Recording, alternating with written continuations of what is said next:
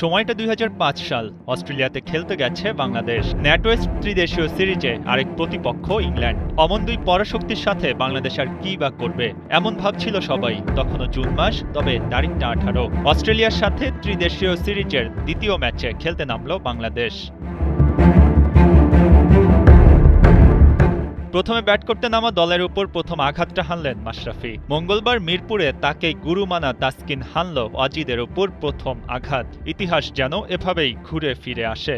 সেদিন অ্যাডাম গিলক্রিস্টকে বিদায় করে বাংলাদেশের শুরুটা হয়েছিল।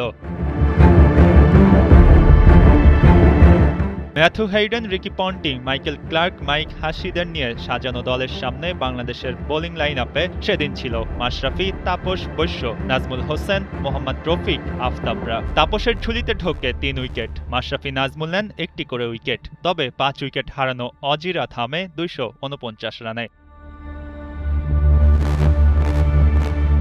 মঙ্গলবার মিরপুরে আগে ব্যাট করা বাংলাদেশ ৮ উইকেট হারিয়ে ২৮৪ রান করে। এদিন একাদশে ফেরা মোসাদ্দেক খেললেন ইনিংস সর্বোচ্চ ৮৬ রান। তানজিদ তামিম আর নাজমুল শান্তর ব্যাটে আসে ৫০ অর্ধ ইনিংস। ওয়ানডেতে পারফেক্ট ব্যাটিং প্রদর্শনী করেছে বাংলাদেশ। ৩০০ রান হতে পারত, সে আফসোসটা সেকেন্ড ইনিংসেই নাই হয়ে যায়।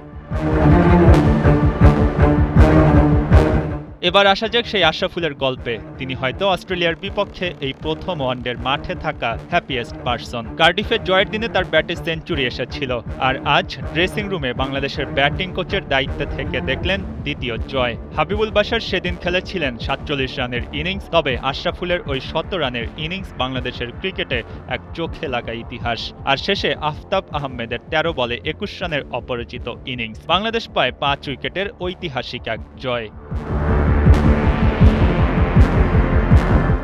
এরপর কেটে গেছে লম্বা সময়। অস্ট্রেলিয়ার সাথে খুব অল্পই খেলার সুযোগ হয় বাংলাদেশের, যতটুকু হয় তাও বৈশ্বিক টুর্নামেন্টে। এবার ২০১১ সালের পর বাংলাদেশে ওয়ানডে খেলতে আসে অস্ট্রেলিয়া। ভিন্ন এক বাংলাদেশে নাহিদ রানার গতি সামলানো যায়নি। তানজিদ শান্তদের ইনিংস পিছিয়ে দিয়েছে অজিদের। আর ২১ বছর পর আবারও জয়টা পেয়েছে লাল সবুজের দল। এদিন ঘুরে ফিরে সেই কার্ডিফের স্মৃতি ভেসে উঠেছে মিরপুরের আঙিনায়। মঈন হাসান, ৭১।